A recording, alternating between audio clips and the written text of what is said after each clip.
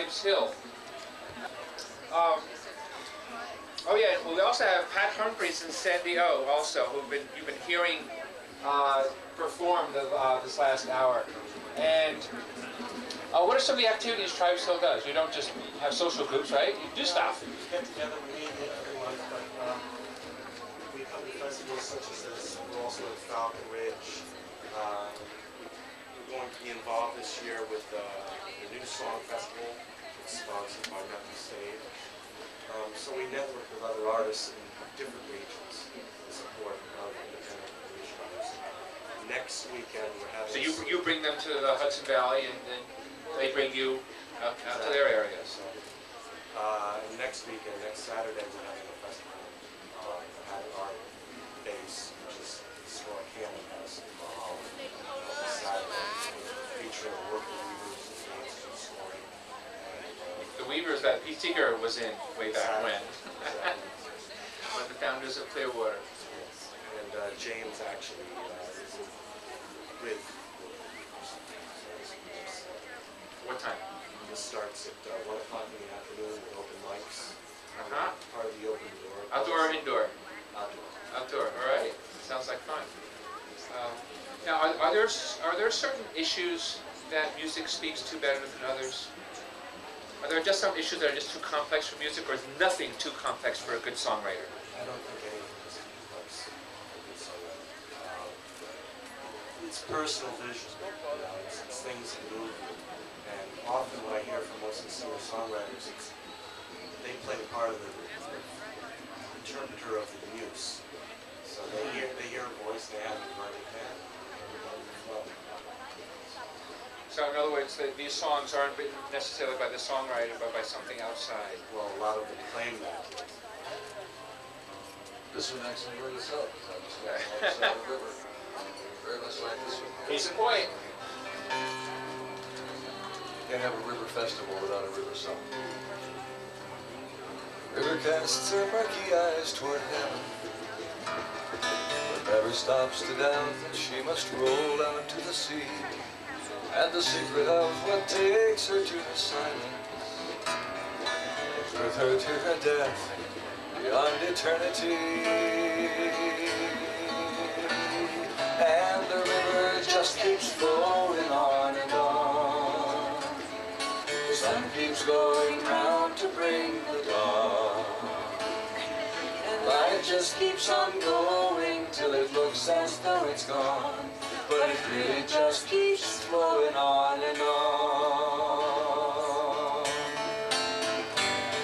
Just when it seems the night will last forever, the sun appears to kiss away the darkness into day. Though his life is short, he makes the journey, and knows deep in his heart that there's no other way. And the river just keeps flowing on and on. The sun keeps going round to bring the dawn. And life just keeps on going till it looks as though it's gone. But it really just keeps flowing on and on.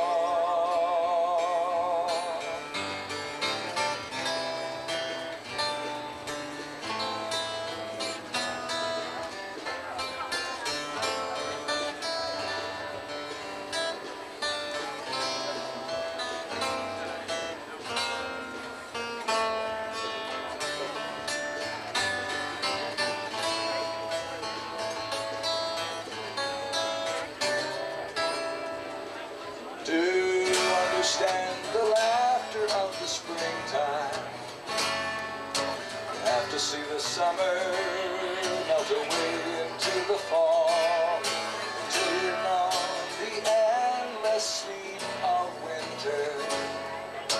You never hear the cycle song of life at all.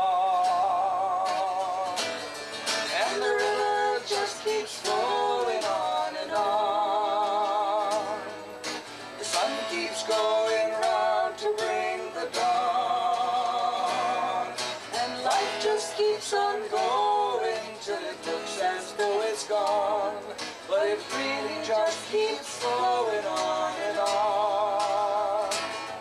And the river just keeps flowing on and River on. just keeps flowing on and The sun keeps going on. round to bring the Sun keeps going round. and life Life just keeps on going till it looks as though it's gone. but it really just keeps flowing on and on.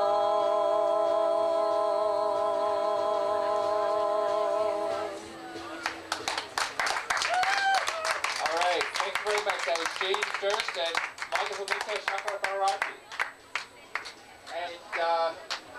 And coming up next is Fred Gillen Jr. Oh, Fred, where are you? All right. I sang already, but she wanted me to say that what we do at Tribes Hill is something that the powers that be say is impossible, and yet we do it, and it works, and people show up. And I just wanted to throw that in there. What's impossible? What I'm saying is this idea that a bunch of different people from different walks of life, different economic groups, different colors, shapes, sizes, races, would come together and have a gathering and make music together, and it would work. They say that's impossible, but it's not. There's no demographic in Tribes Hill. It's just people, just human beings. So that's all.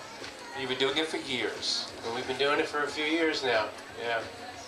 And it works, and people show up. And as my friend James Durst, who just played, loves to say, if we build it, they will come. And they do. So I think that's it. Okay, thanks a lot, Fred Gillen Jr. And coming up now, Nina Personia. Peace is freedom. Yes. The microphone? Is it working? In March of 2003, when I was reading the local newspaper, something I don't usually do, but I was reading the local newspaper and I read an article that really touched me about some young school children who there had been a national walk out of school day, and they were interviewing young children, and someone about the age of 8 years old, I think, said, they asked him, why are you walking out of school? And he said, I'm walking out of school today because I don't believe in the war that's going on, because our country is going over there and killing children my age. And I read that, and I wrote this song.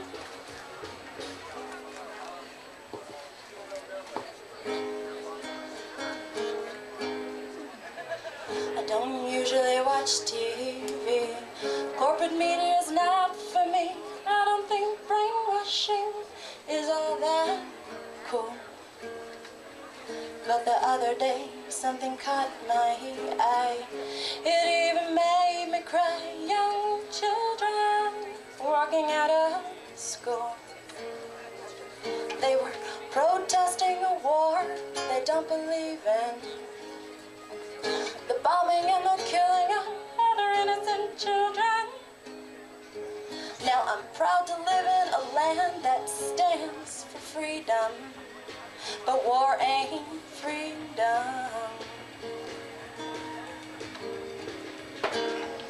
I don't know about natural selection, but this president stole the election. Didn't matter if you even voted for Nader or Gore. Though now he may try and dictate, well, he can't rule over everyone's fate. It's time to speak your mind up, more important than ever before. Cause this ain't no democracy, now I ain't fool. And even if it was, well now he's breaking all the rules.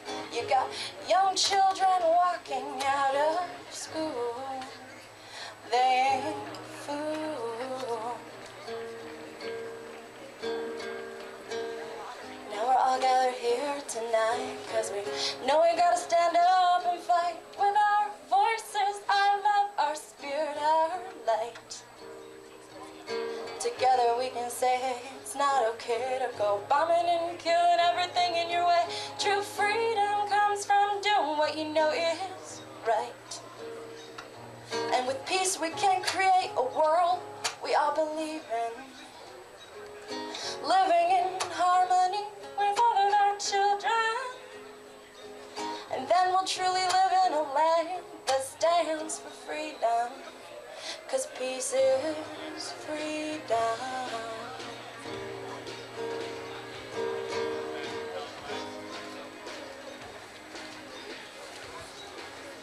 All right, let's hear it for Nina, for Sonia.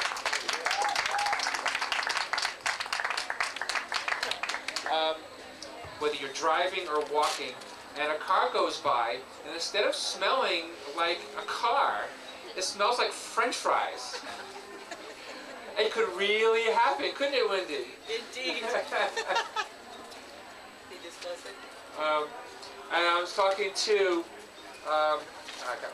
Wendy McGlinsky, who makes biodiesel. She's a home brewer, but of fuel. Indeed. I start with used vegetable oil, and I mix it with methanol and lye, which sounds kind of toxic. The methanol is the worst part of it. And I put it into a 55 and stir it up for an hour and let it settle. And I end up with glycerin and a vegetable fuel that I can put into any diesel engine without having changed my engine at all. So you just pump it in, put it in the gas tank like you would gasoline. Absolutely. And if my friend comes by and says, I want my car to smell like French fries too, I can put it in her car, I can put it in my diesel generator, I can do anything with it that I would do with petrol diesel, except for this one, I don't have to bomb any countries for. Well, that's going to disappoint an awful lot of people. I do when that happens. Now, you're a home brewer. You make this at your home. I do. You can also get biodiesel commercially produced. There are about 17 companies that make it across the country. 17 of them. 17 now. Most of them use virgin soy oil, which is a byproduct of the soy industry. There are a couple that are using waste vegetable oil, which is very, I like that better. I like the idea of reusing something. Something that would have been thrown out. It would be used in other ways. The waste vegetable oil ends up in cosmetics. It ends up also in asphalt for roads. So I like the idea of using it as a fuel instead. It's cleaner burning. It's got lower emissions for everything except for the NOx emissions. And that you can actually fix by changing. What do you mean the NOx emissions? It's the nitric oxide emissions. And when they started putting lower sulfur diesel, they required that they changed the emission cutting on cars. So if you've got a diesel vehicle and you put heavy fuel in it, by changing your ignition cutting, you can also actually fix up the NOx emissions too and make the fuel cleaner in every way. It's lower in particulates and soot, and it's also lower in carcinogens, which I like. Yeah, I guess there's not a whole lot of soot in vegetable oil. No, I mean, it's kind of fun. My exhaust is white instead of black, and it does smell like French fries or popcorn, or depending on what it made my fuel out of, sometimes it smells like salmon on the grill. Right now, 17 companies. They all over the country. They tend to be in one region over another. There's a couple in California. There's quite a few in the Midwest, because that's where the new vegetable oil is available, soy oil. The one close to us is World Energy. I've heard about one person who was driving across the country, stopping at McDonald's and Burger King's to pick up their oil. Yeah, actually, if I want to run a veggie fuel, I can do one of two things. The vegetable oil is too thick to go to the injectors of a diesel engine, so you're going to need to do something with the oil. And I can either use my engine's own heat to heat the oil while it's in my fuel system, which makes it thin enough to pass the injectors. If I'm doing that, I can scoop oil all the way across the country and I just have to filter it and put it in my converted car. No, wait, you were talking earlier that you have to add either lye or methanol. Right, that's the other thing I need to do. I could do. There's two things I can do to the oil. I can either heat it to make it cooler, or I can do a chemical process to make it, heat it to make it cooler, heat it to make it thinner, or do a chemical Okay, process. so the person who was actually driving across country with his car smelling like French fries was doing the latter. He was eating it as he went along. Possibly, I could do that. I have also had friends who built a processor like mine, 55-gallon drum with a stirrer, and they were collecting, they had theirs on a trailer, they collected oil as they went, and they did the chemical process, mixing it with methanol and lye, and stirring it up on this processor. They towed behind them. That was cool. Now, biodiesel is something that I only started hearing about a couple of years ago. Is the technology that new, or is it just suddenly everybody was kind of aware of it and they started doing it? It's old technology, the biodiesel is, and running a diesel on vegetable oil that hasn't been she's even older. The original diesel ran on peanut oil, the prototype did. He designed a diesel. You're talking about something from decades ago. Yeah, no, the prototype diesel engine was made as an agricultural workhorse, and the guy wanted to have it be self-sustaining, to run on a fuel that was produced right there on the farm as well. So it ran on peanut oil, but petrol diesel was cheaper, and so we started running our diesel engines on petrol. And do you get the same mileage? Exactly the same mileage. The vegetable fuel is a better lubricant than the low sulfur diesel that I can buy at the pump now. So this is actually better for my engine. So you end up with a cleaner engine that lasts longer. You get the same mileage because the engine determines the mileage more than the fuel does. Exactly. The fuel doesn't determine the mileage at all, so it depends on the car I'm putting it in. Now, it sounds like it doesn't take very long to make biodiesel fuel, and anybody can do it. Anybody can do it. For a person who has one diesel vehicle, I would recommend the vegetable conversion, just because you have a one-time outlay of money to convert the car, and then you're collecting oil and simply filtering it. Whereas I have to collect the oil and then do this fine. Now, is there a website we can go to get more information on this? I didn't bring my link sheet with me. It's like, Well, I just happen to have it in front of me. not that one. Oh, not that one. Oh, this is another one. Can you bring me Well, link while Wendy McGlinskey is getting the website, I will tell you another website is cincitdi.com. It's www.cincitdi.com. And if you go to that website, that's actually the website of the National Biodiesel Board, which is a they have a national biodiesel board, these are right? these are the commercial producers of brand new biodiesel, and on that website you'll find where you can buy biodiesel at the pump across the country. So that's kind of interesting. They're a lobbying group that they sell it. You're listening to WBAI New York 99.5 FM. I'm here with Wendy McGlinskey, who is a home brewer of biodiesel fuel for her car. And your website? A good website for information on any grassroots veggie fuel stuff is http:// you know the rest. Biodiesel, one word, .infopop.cc. And on that you'll find discussion on use of biodiesel, veggie fuels, how to do it yourself, where to get it, problems, answers, all kinds of fun stuff. And so come on up to Croton-on-Hudson right now. Wendy will be here all day at her booth. All the people that we've been talking to, pretty much all of them have booths here. So you can come up to Clearwater. We're broadcasting live here on WBAI-FM. Metro North has a special deal where you can buy a ticket for the festival and your admission to the train together. At a very nice savings, actually. So come on up by train, and there's live music on 6 different stages. The 6 stages are powered either by solar power or by biodiesel. No outside electricity is being used for these stages, so we act the way we advocate. We're here for the environment. So now, oh yes, and I should mention the Tribes Hill Music Festival is next Saturday, 1 to 9 p.m. at Hammond House, Grasslands Road, about Howard, New York. Go to their website for more information, www.tribeshill.com. Simple, tribeshill.com, 914-347-8209. And that's next Saturday, another music festival. But there's still a lot of time left on this one. So anybody, if you're in the range of WBAI signal, you're in the range of getting here to Croton-on-Hudson. It's a beautiful site, a lot of beautiful people. Hi, my name is Andrea Zadler, and I'm here as a volunteer at the Clearwater Festival.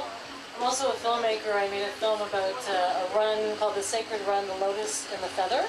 And it's a documentary about a 4,000-kilometer run across Japan that was organized by North American Indians. And it was organized by Dennis Banks, and we ran for peace and environmental awareness. And I'm also a songwriter, and during the Sacred Run, the filming of the Sacred Run, I wrote this song because when I made the film, I asked to make the film with guidance, and I wanted to make it from intuition and guidance, like kind of like a channel for the message of what we were carrying. So this song is called Guide Me.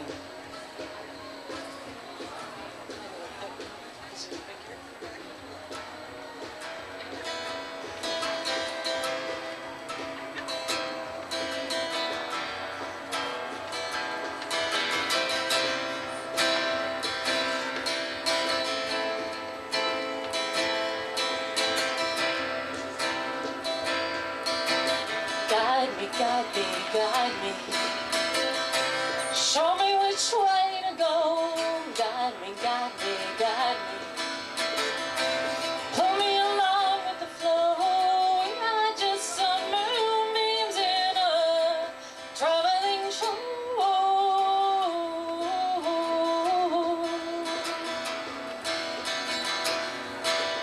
Take me, take me, take me.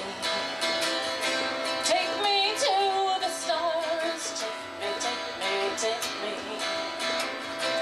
Take me ever so far. We are just some dewdrops drying up with the sun.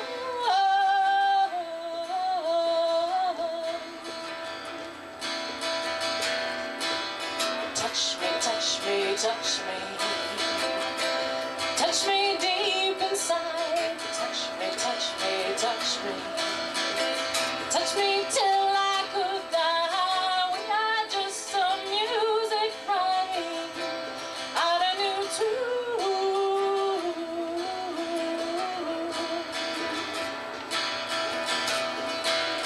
Push me, push me, push me. Push me to the top. Push me, push me, push me. Sometimes I feel like a rock. We are just some pebbles turning into the sand.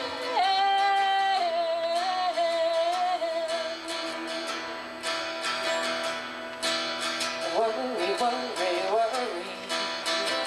What's the use anyway? Oh, follow, follow, follow. Follow your heart every day. We are just some old soul searching for a new way.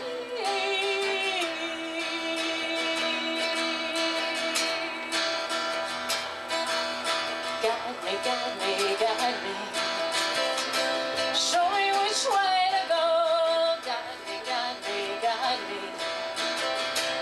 Pull me along with the flow. We are just some moonbeams in a traveling show.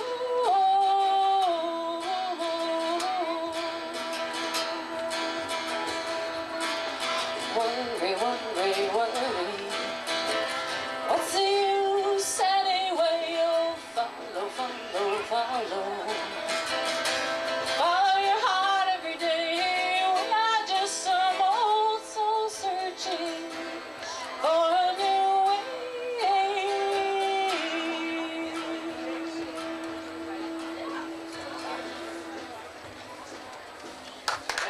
Thank you. Andrea Stadler. From Montreal, Quebec, and I have a website, www.dragonflyfilms.ca, and I'm working on a CD. Repeat that website again. www.dragonflyfilms.ca. Thank you. Okay. Thanks a lot, Andrea. I am Ken Gale. You're listening to WBAI New York, 99.5 FM. And we're here live at the Clearwater Music Festival. Come on up. It's going until dusk here at Croton-on-Hudson. Take Metro North, get the joint ticket, get the admission and the train ticket at the same time. And there are activist stages, there are 6 music stages, there's a lot going on here. And right now we have a panel of 3 people. We're going to be talking about energy for a little while. Starting with Linda N. Burtis, Community Wind. Jordan Valdina of Alfondre Architecture. And I'm Pat Humphreys. I'm a social justice songwriter and activist. And I have wind power, which is why I'm here. And we also tour in a hybrid car, so we're very involved in sustaining energy. So you put your life where your music is. Absolutely.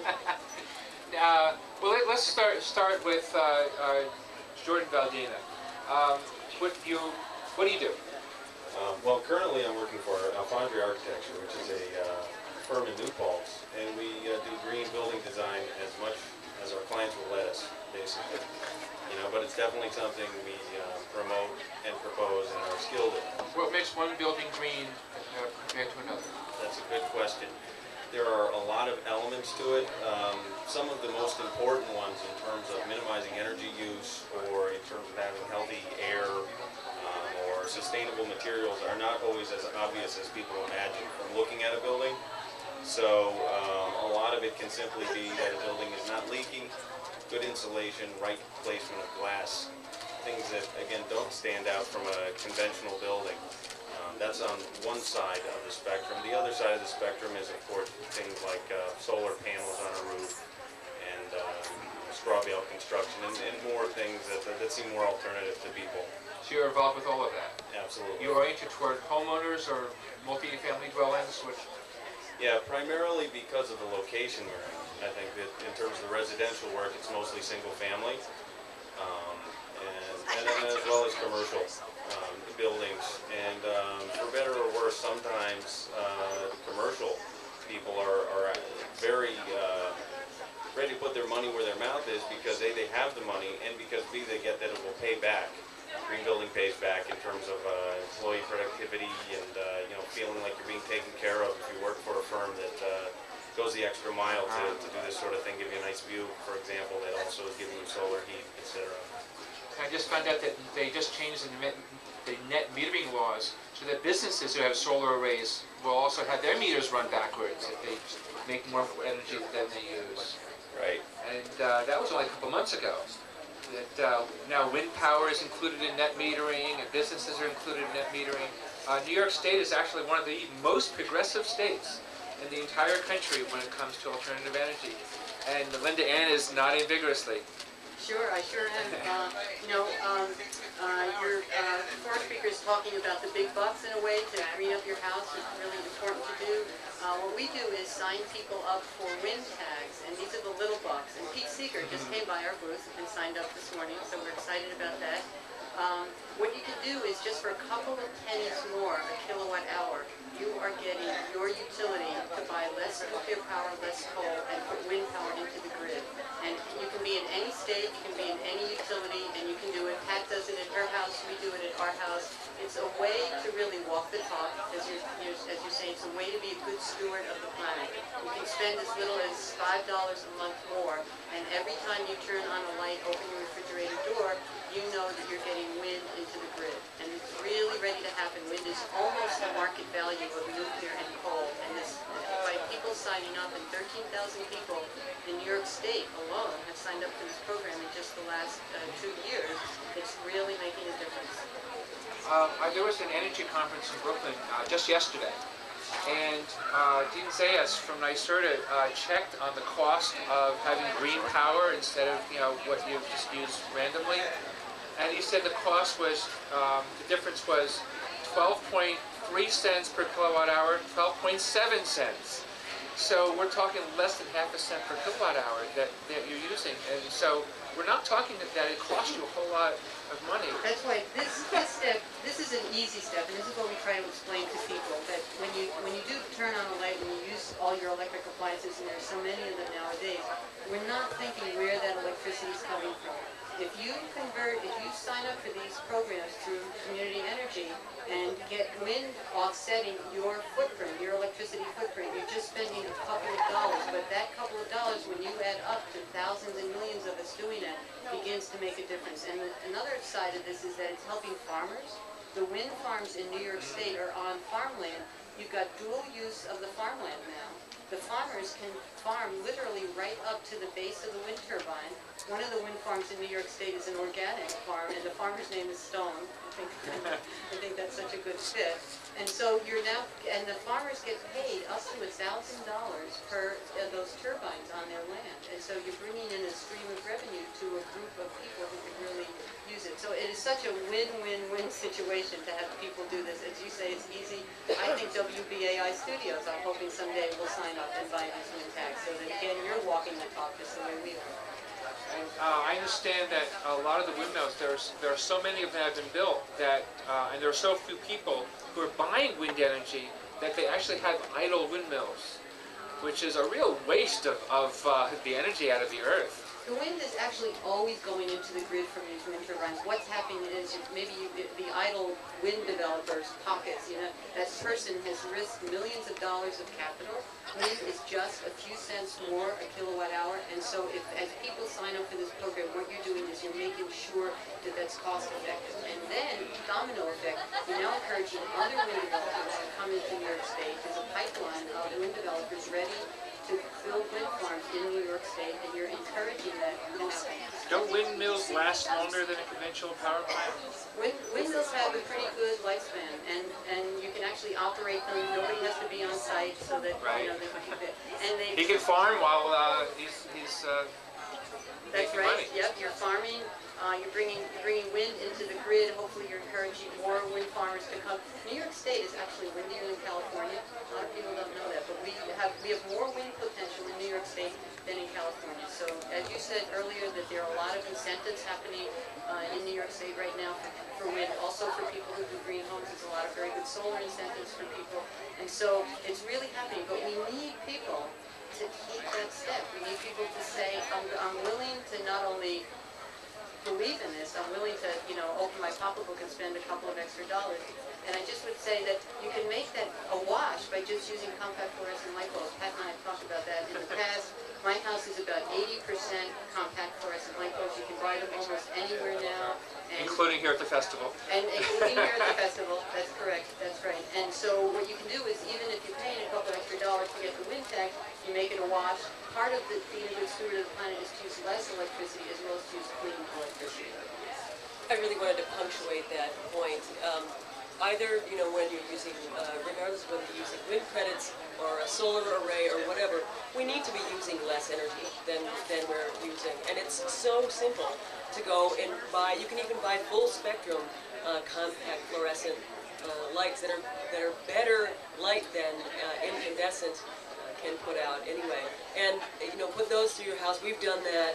You can also Not only the light is making the light cheaper, but because the light bulb doesn't make the heat like an incandescent light bulb, your air conditioning costs go down too. Exactly. There are so many things that you can do as your appliances in your house wear out. Get more energy efficient appliances, and you can go the Energy Star way, or you could even go further and get the even more efficient things. There's the dry your clothes outside with that. Yeah, I mean, put on a clothesline. There are numerous different ways to minimize your consumption. And actually, you were talking about about green buildings. Our little town just in Maryland, outside of DC, of 8,000 people, they consolidated all of the firehouses in the area. So there are 4 or 5. This is Mount Rainier, Maryland, and they built this huge green firehouse for all of the local fire departments. And it's incredible technology. It's fabulous, and it looks great, and people are very proud of it. So Jordan, you engineer green buildings. What else do you do? We've talked about energy from the outside. What do you do inside? Right. Well, before I go ahead, I wanted to just say, what they said, very well said. I appreciate all of it. It's great to hear that people have these facts right in their tongues. I have to use a reference manual just because I'm an engineer. Because we're older than Jordan. On the inside, Yeah, it is great. I wish you could see the age range of the people who have been coming by the booth here at WBAI. It is great that everybody is obviously interested. It doesn't matter how old or young you are. Everybody wants this to be a better environment. Absolutely. In terms of the inside, you have such things as simply the right placement. Analyzing a building sometimes will reveal things that are not intuitively obvious, particularly air. It moves in ways that are not always intuitively obvious. Clearly, you have a pressurized side of your home where the wind hits and an unpressurized side of the home. You want to use things like that to take advantage of every passive flow of energy you can. That's energy, quote unquote, for free. So the right location of windows from that perspective, or the right location of a central fan that takes the air up and out, will provide cooling for all situations but the most muggy, hottest few days of the year where you might need something else. In which case, me personally, I would suggest go take a dip. Now, can you retrofit an existing house or apartment? Absolutely, and that's one of the sort of overlooked sometimes when people think of design and designers. They think, okay, you're trying to design for new construction, and from a what is green perspective, absolutely the most green typically is not to build and to make better what you already have. And yes, you can renovate, and a lot of times just moving windows and insulating better and sealing. There's some people over the Expo tent who specialize just in sealing leaks. Can have a tremendous effect on your utility costs. And isn't it true that the cost saving is almost instantaneous? If you just make your house more energy efficient, you just see that in your budget each month. Absolutely, it's right away. And I was talking to one person who deals with green buildings, and he said that he had put in compact fluorescents and all his lights, and he had got Energy Star appliances, and one day he got angry at Con Edison. They're just angry. He says, "How can I save more money? How can I give them less?" And then he took all of his appliances and put them on power strips. And so when he turns them off by the power strip, because a lot of appliances, while they're off, they're actually using electricity. And if you think about it, why does a remote control work? Something is obviously reacting to the remote control. Well, that something is using electricity. So you put it on a power strip, and you turn it off, and suddenly, and he said, even after all the savings he had done, because of his incredible knowledge, because he's on Jordan's class, he was saving $7 more a month just by doing that.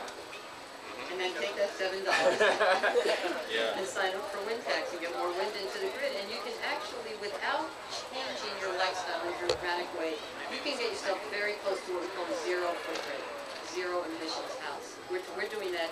We're trying to do that in our house. Like Pat, we also have a hybrid electric car, and I'm looking at the next line of hybrids that are coming out now. So we need to replace one of our vehicles. What we did for our hybrid electric, we decided that we sort of had a little bit of an obligation to teach people about hybrid electric. We have a Honda Civic, looks like a normal car, but the license plate says less gas. So when we go down the thruway and we come to the Great Hudson River Revival, people are tooting and giving us a thumbs up. It's a lot of fun to drive it around. Especially nowadays, right? We're fighting a war for this stuff. Maryland, the state that I live in, was also not that great a couple of years ago on energy. We had a Republican governor who wanted to sort of suspend all of the policies that would encourage people to use energy efficient products and things. And we rallied and we lobbied in order to get them, to pressure them into, in fact, he had vetoed a clean energy bill that would encourage people to use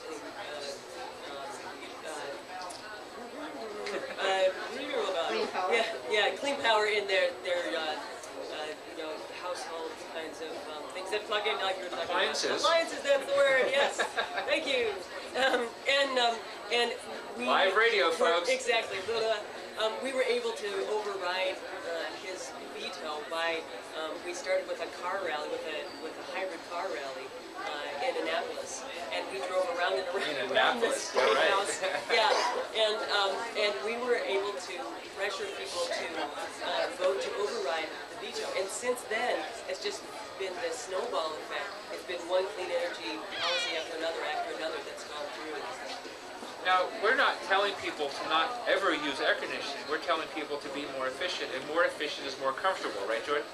If it's done right, and that's the value of expertise and people who think about this from the time they wake up to time to go to bed, which some of us do actually, because we love it. And that just brings me to a point that I want to make. There's two sort of views of sustainability that relates directly to green building as well as all this stuff. One is a dieting model, and that's that you win when you get at zero, which is clearly part of it. You have to watch what you do that's bad and minimize it. Then there's the inspirational approach, the Renaissance approach, which is you can do it better and smarter and more beautiful and get more good stuff for less. Not in a consumer sense of that, but in terms of quality of life. And the perfect example of that, of course, is everything organic is part of the organic cycle that goes right back into the earth. Model everything that we do as much as you can around those sort of things you see in nature.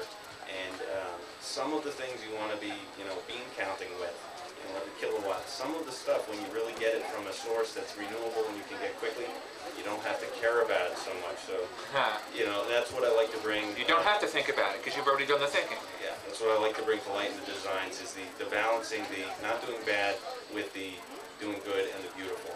Now, before we go, it's summer, it's hot. How can we save on our air conditioning costs? Put up a ceiling fan. Okay, that's a good one. Location of the windows, central fan above. Land landscaping, if you have an AC that has a unit outside, you know, the units outside, just simply shading an air conditioning unit with a tree can save 30%, that's just one figure, 30% of the energy use of that AC simply by shading it. And of course, to continue with the shading, right placement of trees and things to shade windows in the summer. That's how you can save on air conditioning use. Okay, well, thank you very much. This has been Linda Ann Burtis, Jordan Valdina, and Pat Humphreys. And this is WBAI New York, 99.5 FM. I'm Ken Gale, one of the hosts of Ecologic, once a month on Tuesday mornings. And coming up now is, we've got a whole lot of musicians. We've got a whole flock. Raging Grannies are part of the Women's International League for Peace and Freedom. They've been around for over 20 years in different parts of the country. The WILF has been around for almost a century now. And here they are. We're raging grannies singing our songs, doo-dah, doo-dah. We're raging grannies singing our songs all the doo-dah day. Gonna rage and roar, gonna stop all war. We're raging grannies singing our songs all the doo-dah day. We're raging grannies singing our songs, doo-dah, doo-dah. We're raging grannies singing our songs all the doo-dah day. Gonna roar all night, gonna rage all day. Together we'll build a better world. Let's make a start today.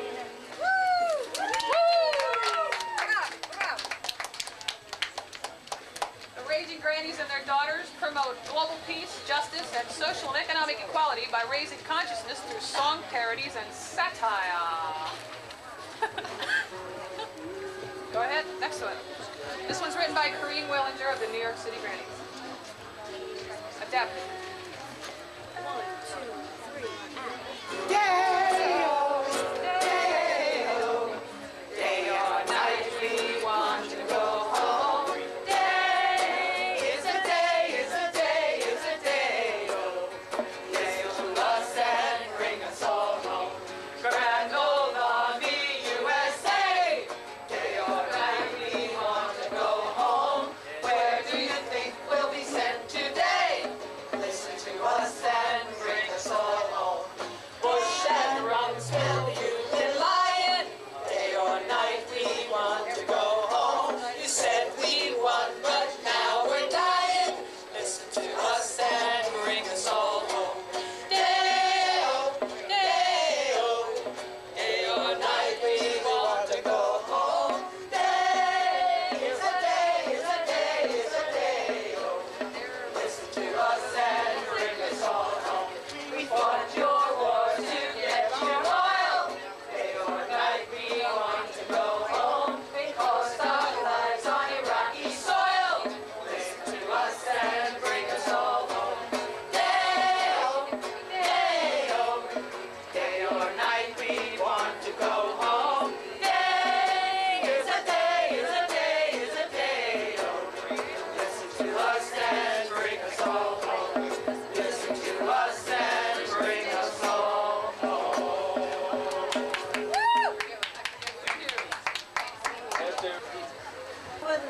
Especially in the New York area, because we are the New York Metro Raging Grannies. I mean, there's lots of you?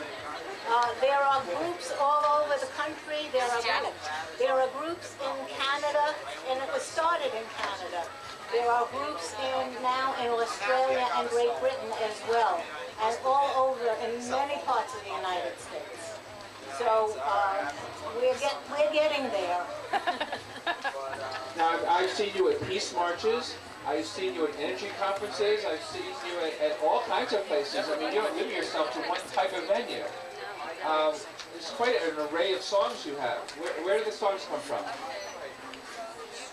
Well, Corinne writes a lot of our songs, and we write some. And there's a lot of things happening in the area of environmental problems we have. There's racism, of course. There's always the war that we have been fighting for.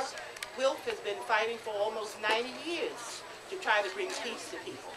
So there's education, and of course there's health care.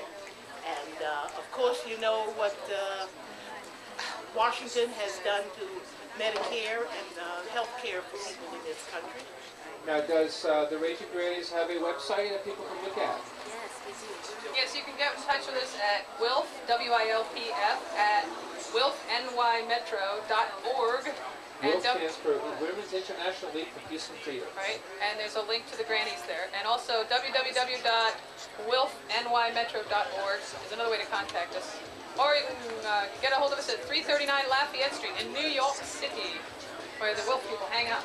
So whether you're a singer or not, if you have any interest in joining us, we're always looking for more fiery female spirits to join this group. Woo! There you go. Yeah, we have 11 of the Raging Grannies now. There's, I don't know, a couple dozen of you, aren't there? Just in New York? Yeah. And I remember being with you at one of the last peace marches, and people said, do you have meetings? And do you remember your answer? We don't have meetings, we have practice. We have singing. So, more like luncheon, actually. So, one more song. Go for it. And we water just like the farmer's daughter, 'cause we're radical environmentalists. Oh, we like our veggies without pesticides, and eat beef and chicken fed with cows who die. We like fish without PCBs and forests filled with oak trees, 'cause we're radical environmentalists. We like autos that will cause us no pollution, and we think laws should provide us safe solutions. We like lawns broke without weed and feed. We'll toss out everything spicy. We're radical environmentalists. We want power that can always be renewed, and we want to change consumer attitude. Recycle oil, glass, and paper, and you can tell your neighbor you're a radical environmentalist.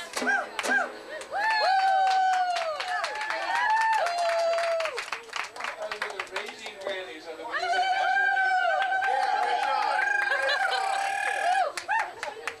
Dozens and dozens and dozens of activists, people making jewelry and every form of art and craft that you can think of, and things that I know I can't think of, because I haven't had a chance to run around here yet. It is an amazing amount of material here. There's also a Westchester Raging Grannies. So go to that website. It's at wilfnewyorkmetro.org. That's WILPFNYmetro.org. And you can find out about the Raging Grannies. You can email wilf@wilfnycmetro.org. And you'll get email. You can find out where's there a Raging Grannies in my town, where there's a meeting of the Women's International League for Peace and Freedom in my town. So join up. A great group, a lot of fun. Anything that can make cops at a peace march smile. I think that was impossible. I hadn't seen it with my own eyes. Okay, I am Ken Gale. I'm one of the hosts of Ecologic here on WBAI on Tuesday mornings at 11 a.m. And here now with TerraCycle. You use organic waste as a fertilizer. Student run? Yes. And you are? Sarah O'Malley. And I'm Robert Hedden. And tell me about TerraCycle. What do you do? Sure. I just want to say a shout out to the Raging Grannies. I saw them at the March for Women's Lives, and it was just so exciting as a young person to have that many generations there, those bunch of women supporting. It was awesome. Anyway, so TerraCycle. Basically it started when a Princeton student dropped out, he saw a worm box and thought that if you could make it on a large scale, then you could seriously combat all the chemical fertilizers out there. A worm box? Yeah, like one of those little worm boxes that have just soil, and you just watch the worms do their thing, and all of a sudden your soil is enormously higher quality. So, yeah, they're awesome. So basically he's harnessed that, and he has this huge, like the largest continuous flow reactor. It's got this really fancy name. But you bake down organic waste, because anything from orange peels and pomegranates, whatever, you sort of make it out, get it real hot, and then feed it to worms.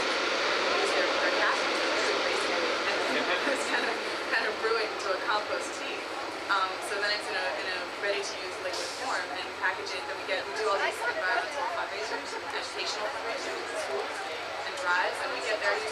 schools, like what age range? Anything from like elementary to high school. Yeah. Yeah, just if we're kind of based we're based in Jersey, so that's where we're focused now. But obviously, when this gets on a bigger scale, we'll be able to reach out nationally, which will be exciting. So that's where we get our bottles, and then we package them in the used bottles. So basically, organic waste is done for free by the worms, Yeah. turning it into fertilizer. Yeah, turning it into amazing. Yeah, it's been. We were working with Rutgers and the Stevens Institute of Technology and NASA in the Eco Complex in Jersey, and we're doing all kinds of tests there on tomatoes and stuff, and it's been holding up really, really well against chemical fertilizer. So we're thinking. I mean, the great thing is that it has. I mean, we kind of think of it as the first truly environmentally beneficial product. It's more than eco-friendly because it's not only not harming things, but it's actively benefiting everything. I mean, you know, the environment from the landfill space. You're saving landfill space. You're intercepting organic waste and bottles before it gets to the landfill. And then, of course, it's beneficial for the soil. There's no leaching and runoff. You don't have the damage to the watershed. You don't have all the imbalance that you get with all the the chemical fertilizers in the soil, where you see all this top growth, but meanwhile your soil's getting destroyed. So yeah, that's what we do. Yeah, Charles Darwin called earthworms the most important animals on Earth. They're really awesome. I mean, they fertilize plants, they aerate the soil, they let the water go through, and there's so much they do for the soil. And so, what are you doing? You're just using what nature already provided. Exactly. It's like such an obvious idea, right? It's going to take you too long to get going, but now that it's here, we're trying to. It's a bunch of us students. Right? How long does it take an earthworm to do its thing? That's a really good question. We've got so many going on. It's hard to tell where they start and stop. So would you have lots and lots of what would you call them? Earth boxes. I mean, worm boxes. Well, yeah, they kind of worm boxes. What we have is kind of fancy. We've got this big rotating cylinder that's baking the organic waste, and then they kind of pour it down the top. We've got these conveyor belts that are kind of angled. So like a They're triangle. kind of stacked almost, and they're diagonal, so like that. You pour it down the top, and then the worms kind of wiggle their way up towards the top, and the food sort of passes through them, and it drops off the bottom, and lands kind of on the bottom of the reactor. And then you take it from there, and then you just sort of brew the tea, and then the sort of remainder of the casting kind of drop out above the bottom, and all there's microorganisms in there. There's unique acids. There's all kinds of things. So the worms are living on some sort of sieve, sort of? Yeah, like on a little conveyor belt. They wiggle upward, and then the food comes at them, and the food comes downward, and we get it. So they're living on a moving object. Basically. And they just continue. I mean, it's really slow. You can't really see it moving, but they're just wiggling their way upwards 24 hours a day, eating and moving. Okay, so in other words, the soil that's on the bottom of this angled conveyor belt is what goes into what you're collecting. Yeah, we pour it on the top, and then what falls out on the side, and the bottom, is all the fertilizer. Yeah. Oh, okay. So yeah, that's a pretty simple system. It's really intuitive. Yeah, it's really funny to see. And so you have a lot of these going at the same time. Well, we got stacked conveyor belts. I don't know how many drive. You know how many? Two on each side. And then Did you bring any to the festival? No, we wanted to be here, but we're students and we don't have enough money to have a table here. So Oh, you're doing finals or something? Yeah, right. Basically, everything. I mean, you should see our office. Everything in there. We go dumpster diving. Yes. So like, not only is everything that goes into our product, and not only is the product is packaged in trash, but I mean, all the chairs, all the computers in our office is trash and stuff that people have thrown away. It's just like pervasive. I mean, it's the company philosophy. So wait, you guys are collecting other people's organic trash? Yeah. Well, we get yeah, basically. Knock on the door. Do you have any garbage for us? Yeah. Well, we get in terms of the office, like I think the best find we had dumpster diving. The Princeton student threw out a 52-inch screen TV, and we found that. I mean, everything that goes into the product. Do you have worms living in the TV? Yeah, that'd be a great idea to have a worm box and a TV. That'd be really cool. And farms, why not worm farms? Exactly. Yeah. I mean, that's the idea. It's a worm box, and we're trying to put it on a national scale now, basically. How big is your scale right now? We're mostly focused in New Jersey in terms of like our long division. They can't really drive farther than New Jersey. And most of the Rutgers area. Yeah, I mean, we drive all over. I do bottle pickups all the time, going North and South Jersey. But hopefully, once this really catches on, we're on Home Depot's website now. The product is. So yeah, that's our big. We're really, this is a make it or break it time. If we can get off like just the website and get onto the shelves, we're in business. So people, I mean, all over nationally, people can buy our Home Depot now. So Home Depot has organic fertilizer made by you guys. The first, the absolute first organic product, I think. Yes. Yeah, the first product. Used for all completely from waste. Now, how do we get a hold of you folks? Well, we've got our main office in Princeton has a phone number, and that's 609-252-9600. Terracycle.net is probably the best place to go. It's our website. All right, the phone number again is? 609-252-9600. And website, spell it out. Sure. TERRACYCLE. People can write it at the speed that you're saying. Terracycle.net. And now, you're looking for more students to join in? Definitely. I mean, we're all here for the summer, but we go back to school. So anybody who's taking a year off, or anybody who's interested in donating to their time. Anybody who has a son or a daughter in school somewhere? Definitely. Yeah, I mean, they're all Princeton kids, so they're from all over the country. He bought a house in Trenton, and so there's 35 of us living in this house in Trenton, doing those things. So they're from all over. So how many colleges are you doing this with? Mostly Princeton students. Mostly Princeton students, just because this kid, he's 22 years old. He's the CEO. But you started at Rutgers. We started a pretty well. We're working with Rutgers to do all our research. The founder is a Princeton student, so he sort of told his friends, and that's how we're like the first summer of this internship. It also occurs to me that worms do reproduce, which means your business grows. Yeah. Is literally. Exactly. As a business venture, it's kind of brilliant because you're getting paid to take the trash away from people when we're not getting it from schools, and then you're getting paid to sell the product. So it's this really has no reason why it shouldn't catch on and do really well.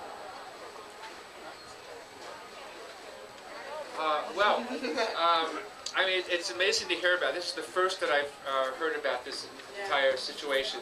So I want to thank Sarah Elmala and Robert Hedden from TerraCycle.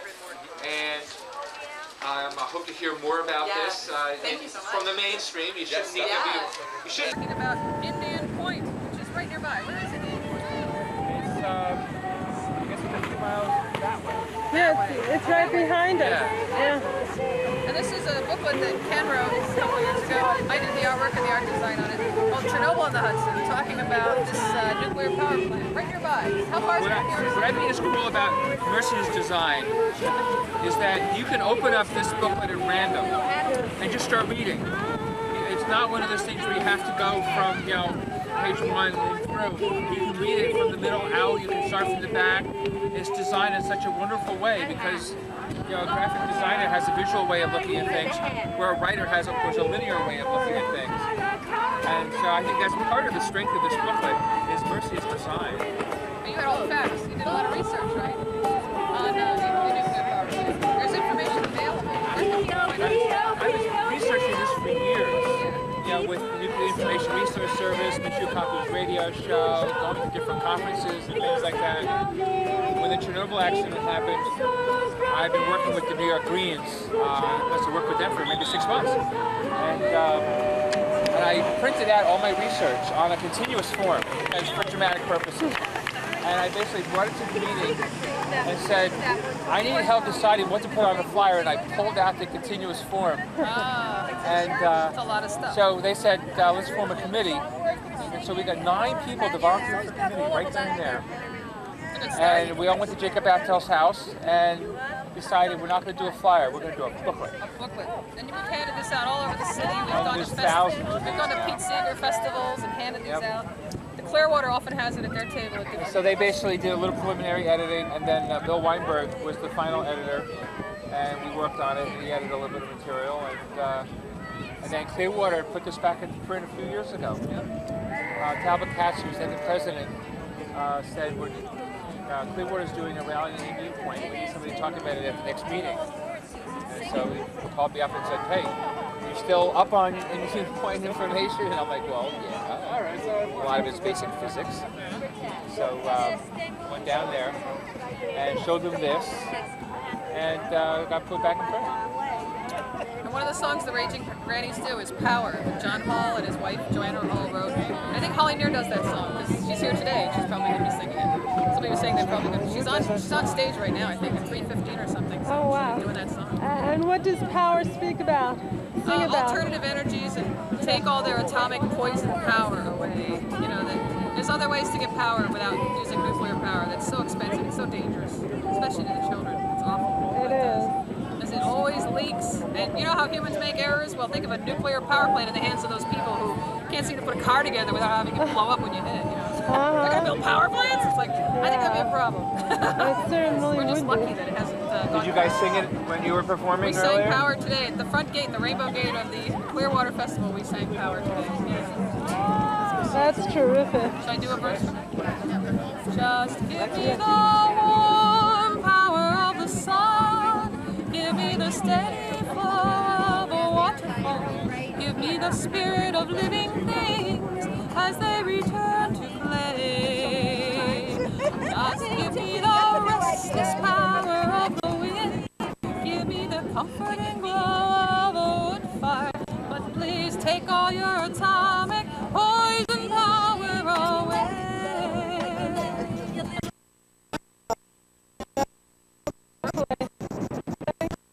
We got to see John Hall at the Clearwater Revival. Right here at the revival. That song made a big impression on me. Yeah. It's just a great song. Fabulous. Well, it should be #1 hit. Let people know in a beautiful way. That's good. That's what we try to do with the Raging Grannies, is bring things, other ideas to the people with music. And They humor. listen- And humor, yes. And a lot of Music and silly humor has a great combination. It is. That's why it's so powerful. That's the best combination. Plus, of course, everybody loves their grannies, so you already have sort of a... Well, that's Yeah, true. the audience is already prejudiced in your favor anyway, and then when you make them laugh as well, like make them, you know, think and realize, you know, they're not the only ones concerned about whatever it is. Right. It's a powerful combination. You win their hearts and their souls. And you're speaking for That's the where it most comes from. important. I can't sing songs I don't believe in. That's one of the things. I have to like the song and I have to believe in it. It has to mean something. Why are you singing it? You know, it's dumb. It's very important about music. Yeah. I've So done quite a few songs about Indian Point. I'm still trying to get it shut down. Yeah. Someday we will. Yes, I believe that Indian Point will be shut down someday. We're right here at the Hudson River edge. Right. It's a beautiful river. I don't know why they want to ruin it. By letting the power plant take over. Some of this water